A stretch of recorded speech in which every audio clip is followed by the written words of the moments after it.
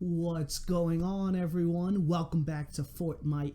Today we're going to be talking about the way to get the crown and become king of your local table.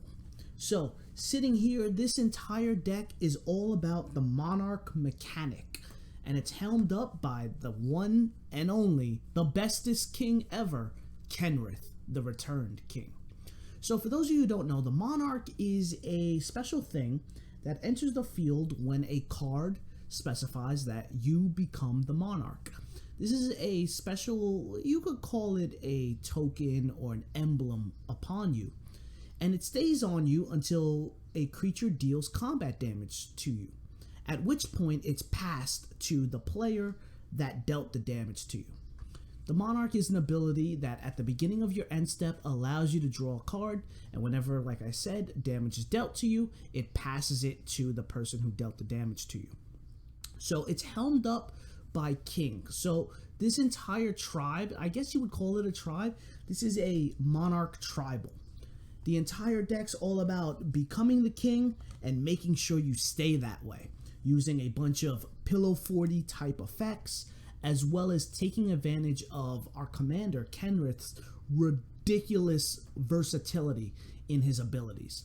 Without further ado, let's get into it. So let's kick it off by talking about the commander himself, Kenrith, the Returned King. He is a 5-mana, 5/5 human noble with a plethora of abilities. Let's take it from the top. For 1 red mana, all creatures gain trample and haste until the end of turn. For a generic and a green, you can put a +1/+1 counter on a target creature. For 2 generic and a white, target player gains 5 life. For 3 generic and a blue, target player draws a card.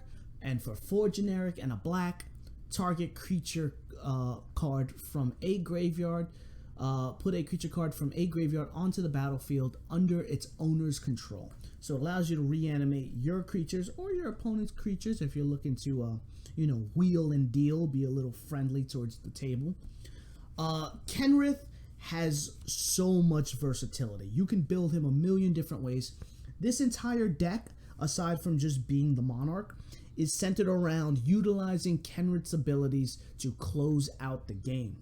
Kenrith is going to be your main focus. You want to keep him alive, you want to keep him on the board, and you want to start showing the table why you are the king. Let's start getting into the other cards of the deck.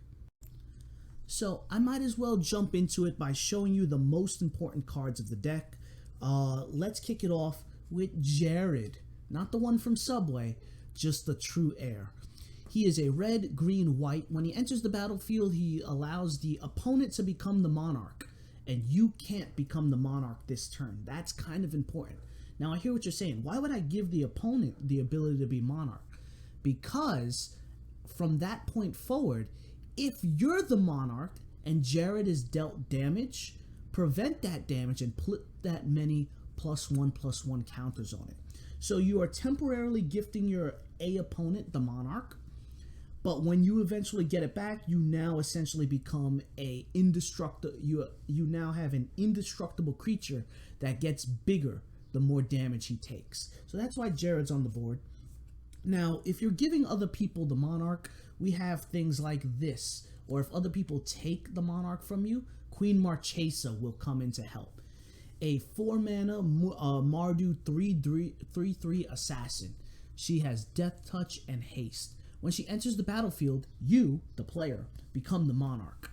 And at the beginning of your upkeep, if an opponent's the Monarch, you create an assassin with Death Touch and Haste on the field. This is a great tool to start fighting back for your title of being the best. So Queen Marchesa is another way to start maintaining your Monarch leadership on top of the board. Now the next 2 cards are super important for this deck. They are the linchpins of these decks. These 2 cards are almost top priority when crafting this deck. You have Zarda and Biomancer's Familiar, both of whom have the same general effect that's very important. Let me read it real quick.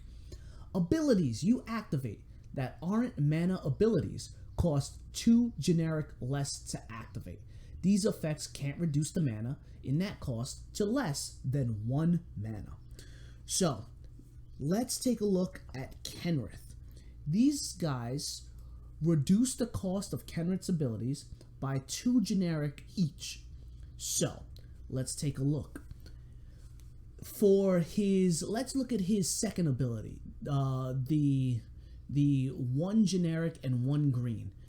If you have one of these guys on the board, that reduces it to now just being 1 1 green mana to activate its effect. If you have just one guy on the board and Kenrith, you can now gain 5 life for just 1 white mana. And if you have both of them on the board with Kenrith, you can now start reanimating your graveyard for a single black mana each per creature. This is broken, right? Super important. If I had enough money, I would get Training Grounds, the enchantment version of this. But these guys are fantastic for Kenrith. They reduce the cost of his abilities to essentially just being one of a specific type of mana. So, very important, awesome things. They also combo well with a little card known as Basalt Monument. You tap it for 3 colorless mana to your mana pool. Now, it doesn't normally untap, but you can spend 3 colorless mana to untap it at any point. So here's how it works. You tap it for 3 mana. The untap is reduced by one of these cards. So instead of it costing 3 mana to untap it, it'll only cost 1 mana, netting you a profit of 2 colorless mana. Keep tapping and untapping, right? And you're netting infinite colorless mana. There's not a lot of things we can do with infinite colorless mana. We don't have a way to filter it into something better, but colorless mana will take care of a lot of our issues. The last thing I'll go into here are super important cards. We have the Defiant Bloodlord and Veto, Thorn of the Dusk Rose. Both doing the same thing. Whenever you gain life, target opponent loses that much life. Remember Kenrith's third ability, target player gains 5 life. You give yourself 5 life, your opponent loses 5 life. If you have both of them on the board, you gain 5 life, your opponent loses 10 life off of this. So these are kind of like, in my opinion, the top tier cards. They're on the board, your opponent's going to have an issue. Let's start looking into the different types of creatures that this deck provides. Our creature base is actually very, how do I put this? We want to clear the way for the king as quickly as possible. So all the creatures are all about trying to help the king and support him to the best of their abilities. We have a Caterpillar. For generic and a green, you could destroy an artifact or enchantment for removal. Great. This Biomancer has an adapt, so if it has no +1/+1 counters on it, put a +1/+1 counter on it. But its effect is whenever 1 or more +1/+1 counters are put on this, draw a card and discard a card. So you can use Kenrith's ability to put a +1/+1 counter on him and triggering his +1/+1 ability. Very good. Spore Frog. Sacrifice Spore Frog. Prevent all combat damage that would be dealt this turn. So now we are seeing the first beginnings of a pillow fort for the king. We want to protect the king. We want to build a fort around him. And Spore Frog is all about it. Remember, if they deal combat damage to you, you have to give up their crown. So using things like Spore Frog to prevent that combat damage will make sure that you're able to maintain the crown as long as possible and keep your card advantage. Ooh, let's focus a little bit. The Guild Mage is a game-ending card similar to Veto or the other, the Blood. What is it? Let me look real quick. The Defiant Bloodlord.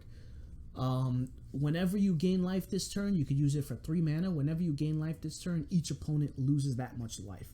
A very good another style of just siphoning out your opponent by healing yourself. Incubation Druid. Add 1 mana of any type that a land you control could produce. If Incubation Druid has a +1/+1 counter on it, add 3 mana instead. So we can easily put a +1/+1 counter on it, either through its own ability of 5 mana, or by just using Kenrith to put a single +1/+1 counter on it. Got another defensive creature here. Sacrifice Dauntless Escort. Creatures you control are indestructible this turn. It allows you to block a lot of things on the board and still keep the not lose actual board presence. Springbroom Druid for some ramp. Sacrifice a land, find 2 lands. We have the triplets of self-destruction. We got Merciless Executioner, the Fleshbag Marauder, or Plague Crafter. All of them, when they enter the battlefield, sacrifice a creature you control and force your opponents to each sacrifice 1 creature they control. Right? These guys can make some excellent progress, especially Kenrith's ability to keep bouncing them back. So if you say Plague Crafter comes in, he kills himself per his ability, and you can have Kenrith reanimate him so that this can continue happening a lot. Selfless Squire. When it enters the battlefield, prevent all damage that would be dealt this turn. For 4 mana, it has Flash. So say there's something big and you can't stop it. That crown's going to go to someone else. You bounce in, you flash in Selfless Squire. It prevents that damage, and any damage that you would have been hit with instead adds +1/+1 counters to the Squire. Excellent card. Once again, we're protecting ourselves. We have a Fathom Mage. It has evolved. Whenever a creature enters the battlefield under your control, if it was greater power, put a +1/+1 counter on it. Here's the thing. Whenever a +1/+1 counter is put on the mage, you draw a card. Once again, Kenrith can do that. We're moving on into my favorite parts, Palace Jailer. When it enters the battlefield, you become the Monarch. And here's the other good thing about it. When Palace Jailer enters the battlefield, exile target creature an opponent controls until an opponent becomes the Monarch. So when Palace Jailer enters, he exiles something and gives you the crown. That exiled card doesn't come back until they get the crown from you.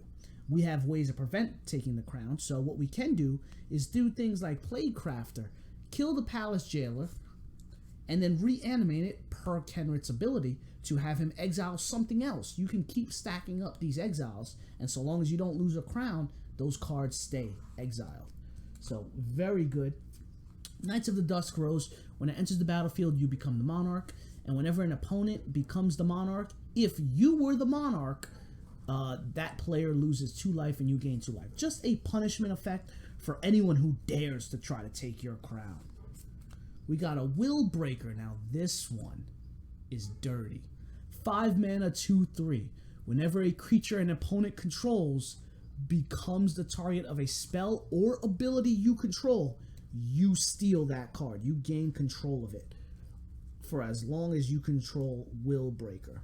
This is problematic with Kenrith on the board because you can target an enemy's creature with the +1/+1 counter effect, and whatever you targeted gets a +1/+1 counter, and you get control of it because you just targeted it. So now Will Breaker on the back line, Kenrith buffing up the enemy's creatures, you're stealing them, and now you're building a board presence off of your opponent's back. We got more good cards involving Monarch. Regal Behemoth, 6 mana, 5/5, trample. When it enters the battlefield, you become the Monarch. And so long as you're the Monarch, lands you tap add an additional mana of any color to your mana pool. Your mana is tapped for double, and that double mana can be of any color. That's second mana. Scary, scary ability. We're moving on to the Archon of Coronation. You become the Monarch when it enters the battlefield, and as long as you're the Monarch, damage doesn't cause you to lose life. But you still lose the crown if something hits you. It's a nice way to protect yourself because once you become the crown, unfortunately to say, heavy is the head that wears the crown. A lot of people are going to be looking to take you down. And the Archon will definitely help that by stopping any sort of attacks that are coming at you. We have a composite golem in this deck. A 6 mana 4/4 golem. You can sacrifice it at any point to add Wooburg to your mana pool. Now I hear what you're saying. Why would I have this? What's the usefulness of this? Well, here's the rub. You have Composite Golem on the board, Kenrith, and one of those guys, let's say Biomancer's Familiar. You're getting 5 mana off of Composite Golem when he dies. You then have to spend 5 minus 2. You then have to spend 3 mana, one of which having to be a black, to reanimate it. So enter back the Composite Golem and you repeat the cycle. Sacrifice it to gain 5 mana, spend 3 of that mana to reanimate, and bring it back on the board. And keep doing that, netting you 2 mana profit every time you do this, and essentially giving you infinite colored mana that is not black. So unfortunately it would be infinite red, infinite green, infinite white, infinite blue, but no black mana, because you have to spend that black mana that you get from Composite Golem to bring him back. But with that infinite mana, you could do some scary things, like giving yourself infinite life, forcing your opponent to deck themselves out, right? Or giving a creature that's attacking in just a stupid amount of +1/+1 counters. This is a game-ending combo with just a Composite Golem. So we're almost done looking at the creatures. Let's talk about the last two. The Regent. You become the Monarch when it enters the battlefield. It's a 7 mana 8/8 elk, and as long as you're the Monarch, permanents you control have hexproof. So now your opponents can't even target the things on your side of the board. They'll have to rely on big generic board wipes to take care of things. So this is an excellent protection card. The last one we have, if we're going to be the Monarch, we might as well start getting some benefits out of it. The Skyline Despot. 7 mana 5/5. When it enters, you become the Monarch. And at the beginning of your upkeep, if you're the Monarch, which you should be, you get a 5/5 red dragon creature with flying onto the battlefield. An excellent, just slowly snowballing effect, as this is a fantastic card. That's all the creatures in the deck. Let's move on to the next category. Now we move on to arguably the most important part of the deck, the enchantments. Like I expressed earlier, this is a pillow fort style deck. We're taking the crown and we are trying our damnedest to not let go of it. I'll squeeze these in because I don't have a better spot for them. We have only 2 artifacts in the deck, Soul Ring and Arcane Signet. Sure, you could throw in a Felwar Stone or something like that, but I find that really just these 2 guys are cutting it for me. Now back to those enchantments, those super important things like I expressed earlier. Island Sanctuary. No one really talks about this card, but it's really good. During your draw phase, you may draw 1 less card. So if you're drawing 1 card on your draw phase, you can instead draw 0. This is a bad thing until you remember that the Monarch allows you to draw a card during your end step. So anyway, what's the trade-off for skipping your draw during your draw phase? Until the start of your next turn, only creatures that can fly or have island walk can attack you. Okay, so it kind of limits a lot of things your opponents can do to take the Monarch ship back. If they have flying creatures, then they were probably going to go take the Monarch from you anyway. So we have these two to lock out all those ground forces that are looking to take our crown. Righteous Aura, though. So here's the thing. 2 mana enchantment for a white and paying 2 life. The next time a source of your choice would deal damage to you, you prevent that damage. So for a white mana and just 2 life instead, you can stop someone from dealing combat damage to you and taking your crown. Fall from favor. When it enters the battlefield, you become the Monarch. Hold on. Yes. And you tap a creature on the battlefield. For as long as you're the Monarch, that creature does not untap. So a nice way to lock down an opponent. We have a Ghostly Prison just to de-incentivize someone to attack us. We don't want that. We got a Tainted Remedy. If an opponent would gain life, that player loses that much life instead. right? So it's just a way to slow down your opponent. I think I know for a fact there's an infinite with Tainted Life and one of those other guys like Vito. I don't remember it off the top of my head, but yeah, that's cool. I just have it here to disincentivize your opponent from gaining life. We move on into Solitary Confinement. This is a good one. At the beginning of your upkeep, sacrifice Solitary Confinement unless you discard a card. So you always have to discard a card.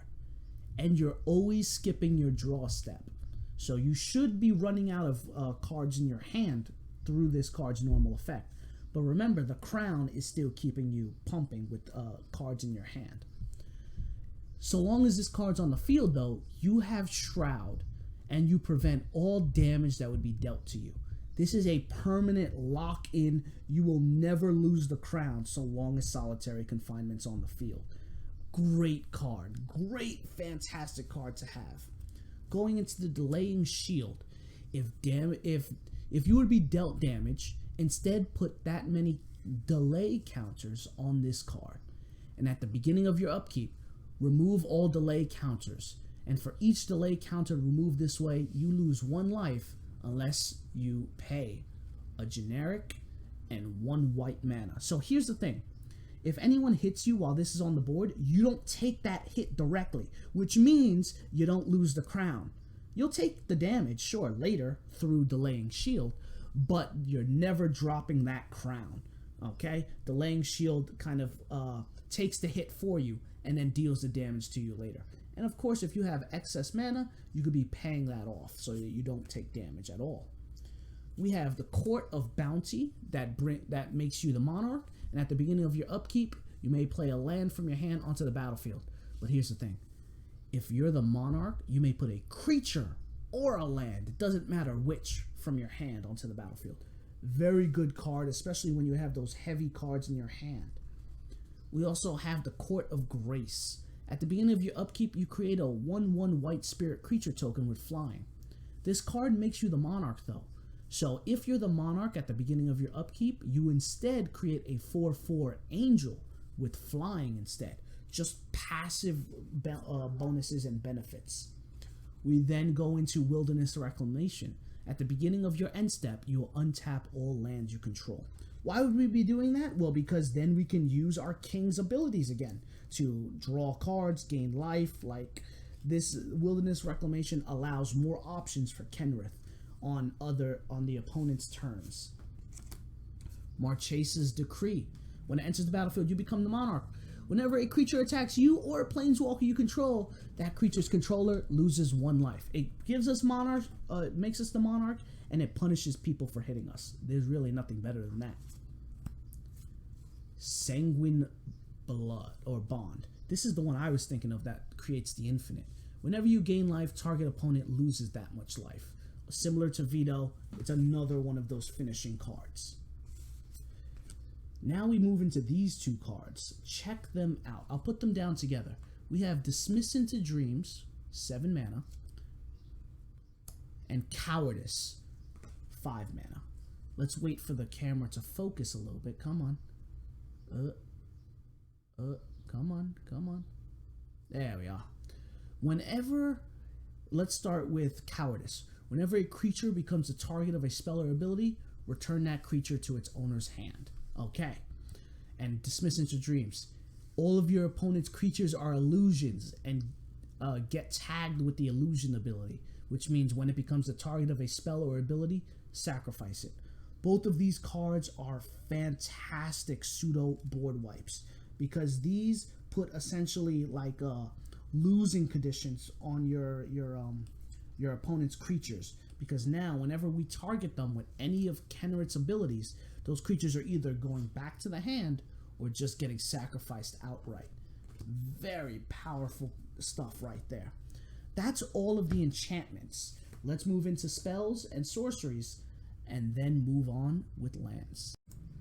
Alright, so we're in the instants and sorcery section.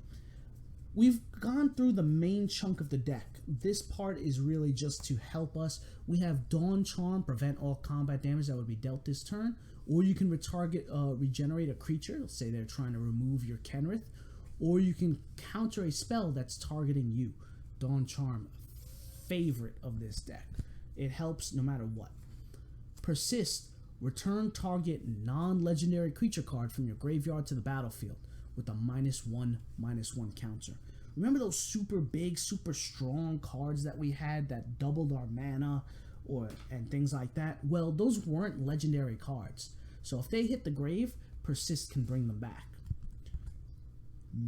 Speaking of non-legendary, Unmarked Grave allows us to search our library for a non-legendary card and put it into the graveyard. Works well with Persist. We have some of our ramps here. We got a Rampant Growth, Explore, right? Eventually a Search for Tomorrow, Grow from Ashes, Cultivate. Those are all your basic ramps. I'll throw in even Explosive Veggies at this point. Some mana fixing. We are running a 5-color deck, so mana fixing is required. But going on into the other spells, we have a Deflecting Palm. The next time a source of your choice would deal damage to you this turn, prevent that damage. And if damage is prevented this way, it's instead dealt to that source's controller. So it's a way to stop someone from hitting you and taking that crown. I've seen it almost kill someone when they buffed up a really big guy, and then I deflected palm that damage right back to their own face. Buried Alive. Search your library for up to 3 creatures and put them into your graveyard, then shuffle your library. This works well with that the reanimation card that I had, Persist. It also helps with Kenrith's ability, being able to reanimate cards from our grave. We have Victimize that does the same thing. Choose 2 creatures in your graveyard and sacrifice a creature on the field. If you do, return the chosen cards to the battlefield tapped. Oh, I missed 1 ramp here. Just a Harrow, sacrifice a land, and then get 2 basic land cards. But other than that, the last important thing I want to talk about is just a Shared Summons. You search your library for 2 creature cards with different names and put them into your hand. Shuffle your library afterwards. We have Unwind and Rewind on the field or in our hand just to counter some annoying spells. Maybe they're looking to blow up the board or just hit us in the face. We're using these to just force our opponent like, no, we don't like that. So remember, a king needs options. If he doesn't want it to happen to him, he stops it. That's all the sorceries. It's time to finish off by talking about the land base. Let's kick off our lands with the special lands. We have Rogue's Passage, allows us to get something through hidden behind our opponent's defenses. We also have Throne of the High King, a generic tap land, but for 4 mana we can sacrifice it to immediately make us become the Monarch. Maybe your opponent did, through one way or another, steal the Monarchship from you. So before the end of his turn, or maybe at the start of your turn, you tap 4 mana, sacrifice that, and you could steal your crown back. So very good lands there. We got your Command Tower. The World Tree for 6. If you control 6 lands, all your lands can be tapped for any color. Perfect mana fixing. You need an Exotic Orchard, always good to have. Your sacrifice lands like Evolving Wilds, Terrapomorphic Expanse, Warp Landscape, Myriad Landscape, Blighted Woodlands, Bant Panorama, Jund Panorama, and Naya Panorama. So all mana fixing lands there. A bit of a budget mana base. It's always what I try to aim to do.